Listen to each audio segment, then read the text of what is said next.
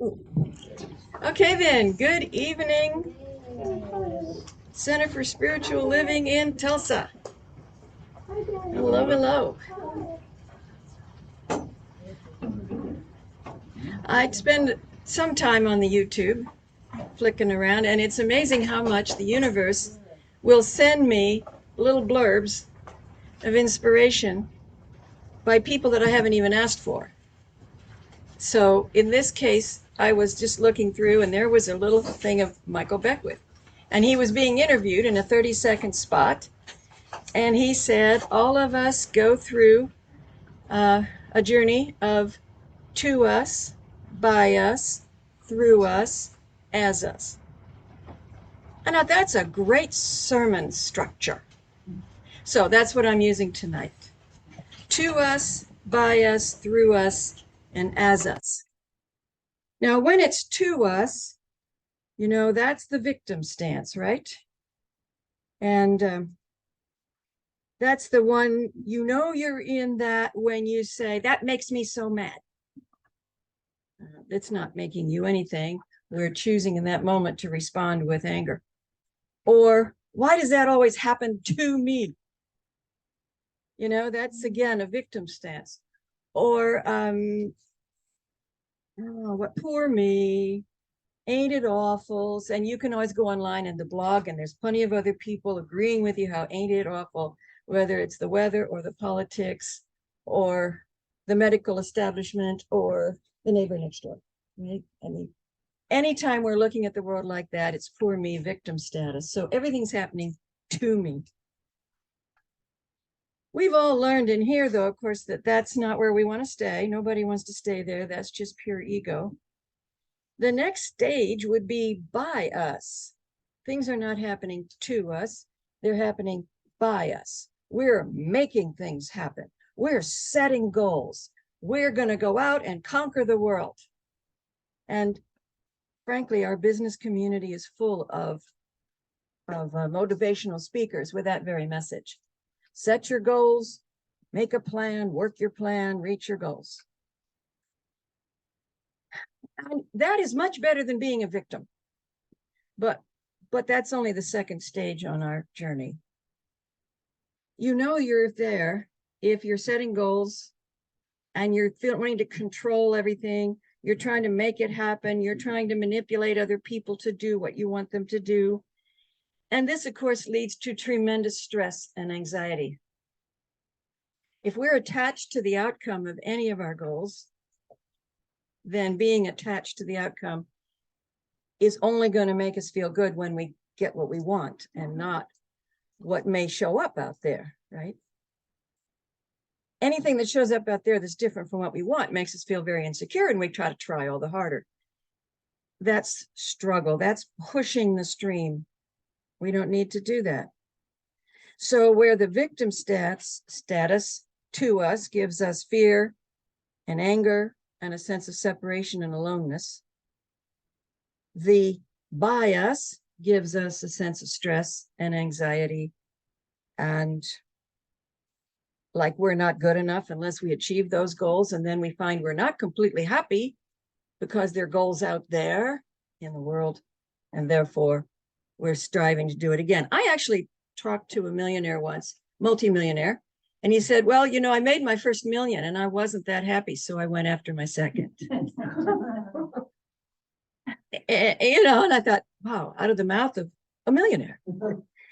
So how do you move then from stage one to stage two? We do have to take responsibility for our lives. There's no doubt about that. We have to take responsibility.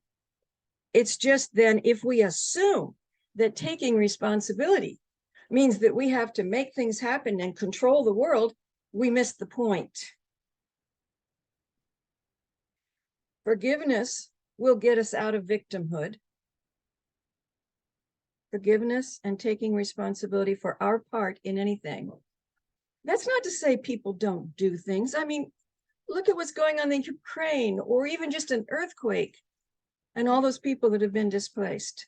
It's not saying there aren't bad things that happen out there or things we don't want to have happen, right? We call that bad. But it's how do we respond? How do we respond? And if we sit down and go into the fetal position, that's not the response we want. The third stage, that's through us. Now, I wanted to quote you before I get into that third stage. The first one, our very resistance to what we think out there is not what we want. What we think out there is bad, unjust, unfair, or just plain yuck. That resistance takes us out of the flow. In here, we talk about go with the flow, right? Go with the flow. But when we're in victimhood, there is no flow. We have stopped it cold in its tracks. So then we go into 2, we take responsibility. We say, okay, I'm going to recognize that I can be causative in this world. Ernest Holmes says, if the law operates automatically, then you do not coerce, concentrate, or compel it. And that's what we think we need to do in stage 2. Ernest Holmes says, no, you don't do any of those things. You provide a mental attitudes which may operate, which the law may operate upon. You do not hold the law in place. You hold your ideas in place. This is your individual effort. Your concentration is not on the law. Your concentration is not on the law, because that is already there. It's already in place. It is right where you are. It is within you as well, and all around you. No, this concentration is not coercion, but a good-natured flexibility with yourself. Gradually eliminating doubt, fear, and uncertainty, and replacing them with certainty, assurance, recognition, and gratitude. Now, all of that is straight out of Ernest Holmes. And I want to read that line again. This concentration is not coercion, but a good-natured flexibility with yourself. Because so often we know where we want to be. We know we want to trust the law. We know we want to know that God is in all things. And yet we find ourselves trying to make things happen and getting a headache in the process. And then we can come down on ourselves and give ourselves a deeper headache by not living up to our own standards. We have to be flexible with life. If you have knee problems, think about it.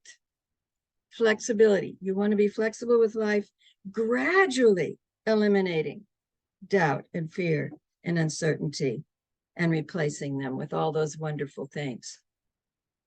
Because if we don't allow ourselves to do it gradually, we will make ourselves sick trying to be perfect and saintly. And there's no point in that. We want to go with the flow, and resistance of any kind is stopping the flow. Another way of putting this was done by Steve Nash. He was quoting over and over again a line by Walt Whitman. Steve Nash is a transformative coach. He says, when you don't get what you want, be curious, not judgmental. When it's taking too long, be curious, not judgmental. When you're having the same negative thoughts over and over and over again, be curious, not judgmental. When the world feels scary, when you don't know what to do, be curious and not judgmental. When the past seems to come to an end, be curious and not judgmental. Curiosity keeps us in the flow. Judgmental usually leads us to resistance. If we judge it bad, we're going to resist it. We stop the flow. So then stage three, this is when things happen through us.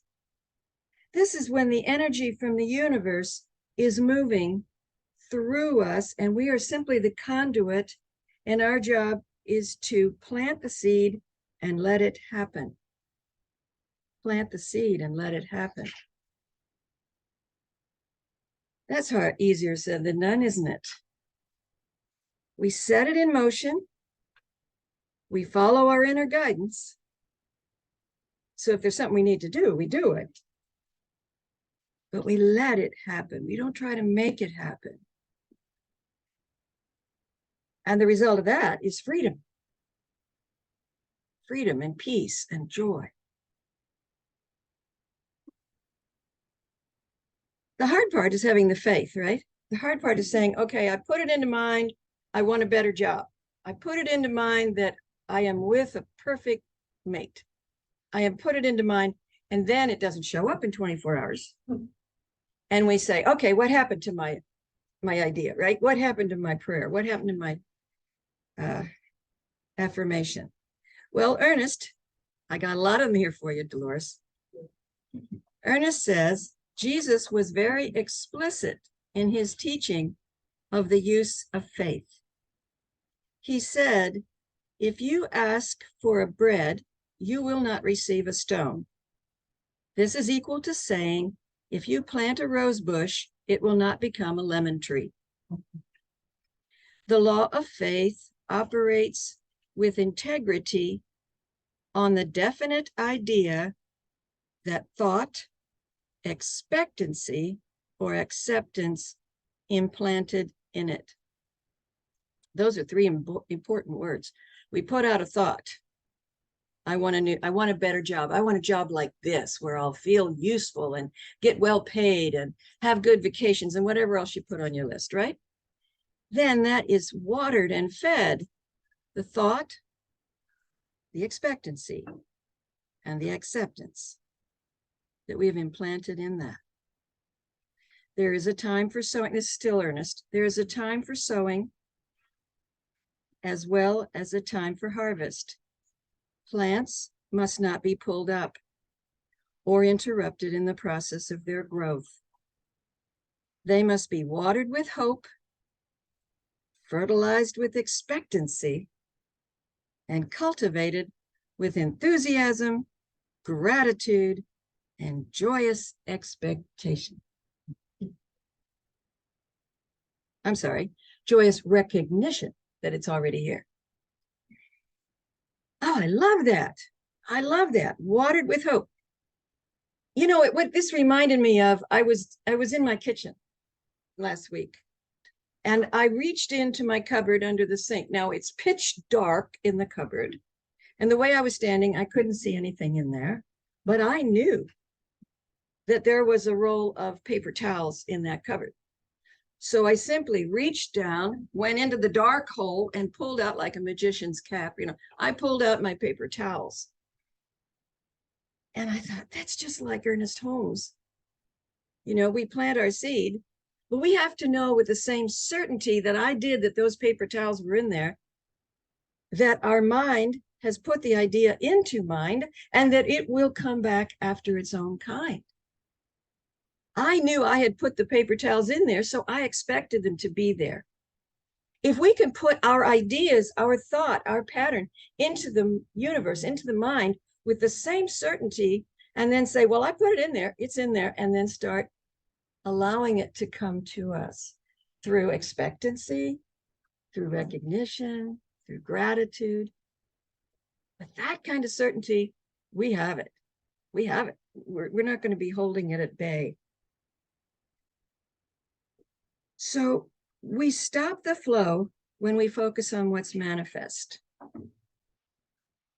If you think about what's manifest, it's what somebody put into mind a day, 2, 3, 4 years ago, right? It's what we put into mind several days or months or years ago.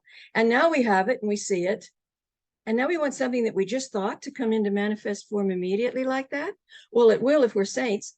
But you know, most of us are saying, why isn't it here yet?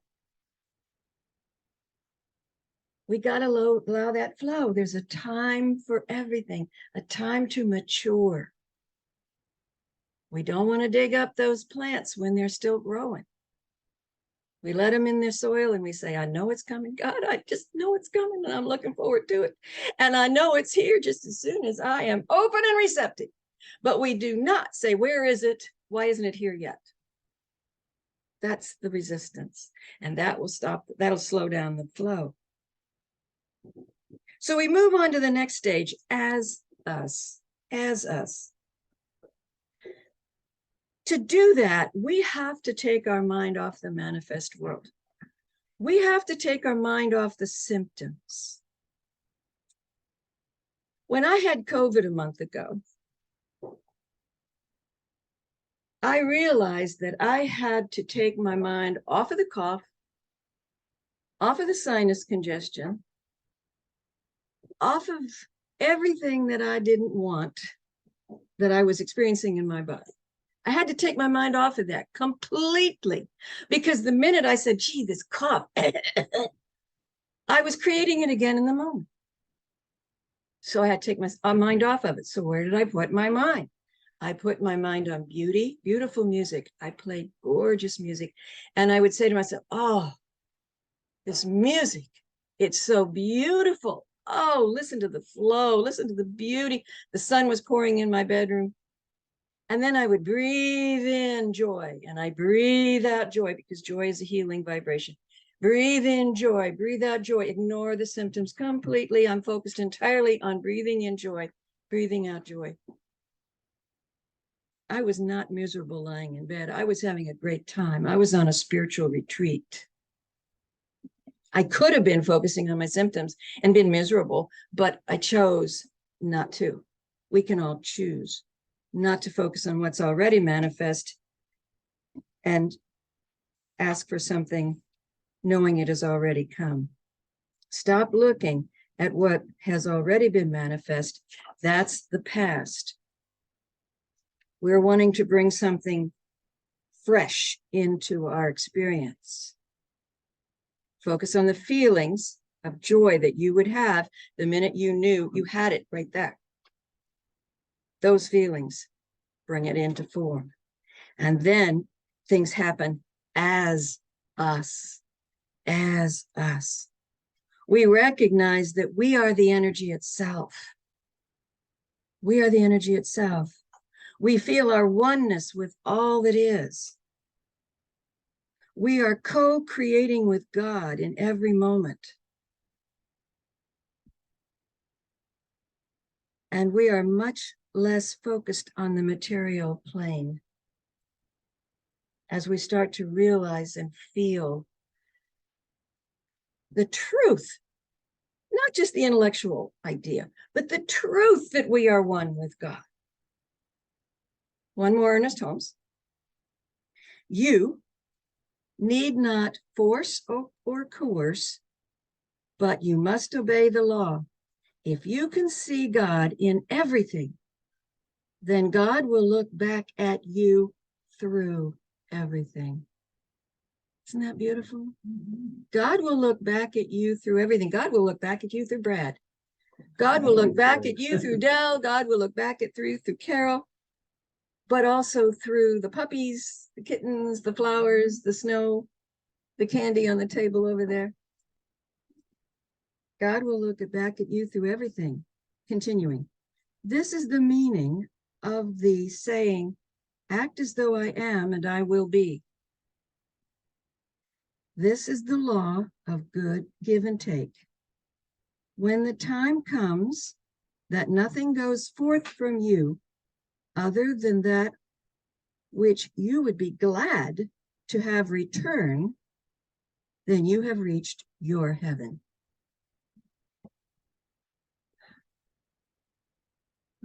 That's living things happen as us.